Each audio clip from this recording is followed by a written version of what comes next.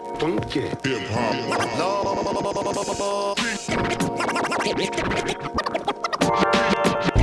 Hey everybody, welcome back behind the bar, but obviously not behind the bar. Don't know if you can see, not a bad view behind me. I am on the road on a family vacation, as I said in one of the last videos that I posted, and I am in the Black Hills of South Dakota. Not exactly beer mecca, interesting trip. But I did find a local liquor store that had a bunch of Toppling Goliath beers, so it hasn't been all bad. But I decided, I was like, I'm in the area, let's find a local brewery and do a local beer we can review. So we're checking out Crow Peak Brewing Company's 11th Hour IPA. So this is about a month old, and I picked it up at the local liquor store, although they're really close to me. I actually drove by the brewery today, but they were not open yet. And yeah, figured I'd do something local, do an IPA, and see what we think. Been driving around trying. This is actually the last day we're here, and been driving around trying to find some good beer. I found a stout that I really like down in Sturgis at a brewery called Knucklehead. Everything else there was absolute trash, in my opinion. It was all malts. It was just insane. I have 4 different IPAs. They were all malts. The porter was okay. The stout was awesome though. And then I went to the Pride and Best craft beer bar in all of South Dakota today, and it was highly disappointing, but that's okay. I'm not sure what I expected from South Dakota, but anyways, let's take a look at this beer. The 11th Hour clocks in at 6.5% ABV, so pretty stout for just an IPA. Handcrafted in the Black Hills, doesn't say much about it. This is in Spearfish, South Dakota, which if you're ever in the area, go through Spearfish Canyon. It is beautiful. One of the things we did one of the first days we were here on the way back from Devil's Tower over in Wyoming. But yeah, Spearfish is awesome. So check it out. But let's check out this IPA. So it comes in crystal clear. Color's good though. It's kind of an just kind of golden yellow, I guess would be. It's kind of that lager look actually.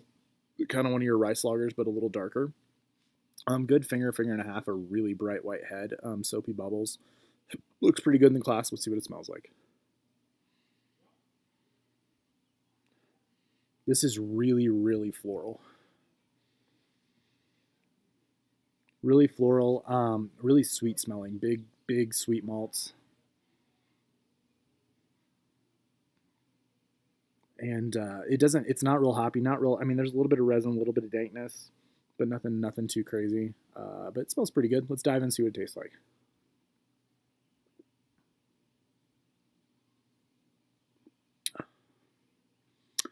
Malts. It's got a decent good hop character. It's floral, bitter.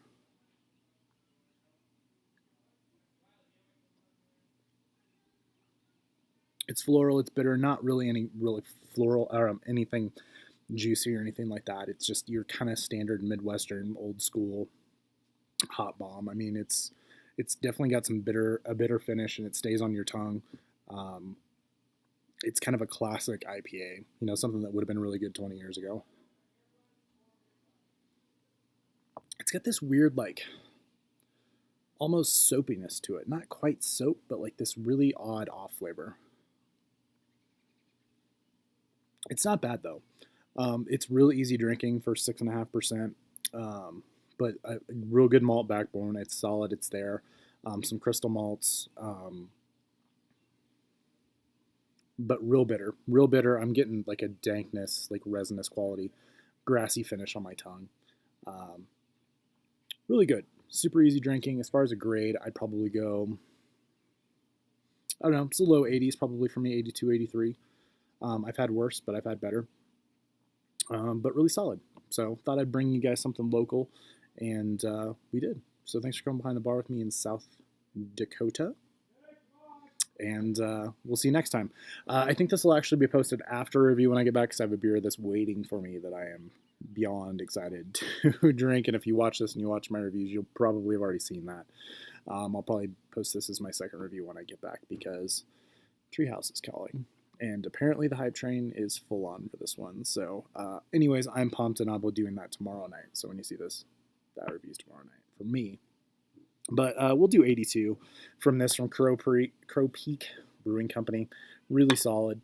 I mean, for the area, it's classic, guys. I mean, it's for what it is. It's pretty good. There's nothing detracting from it. I'm getting a slight off flavor, but for the most part, it's not overly malty. The hop presence is definitely there, but it's more of your classic.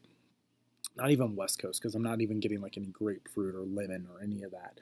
It's just straight pine and grass and those herbal notes.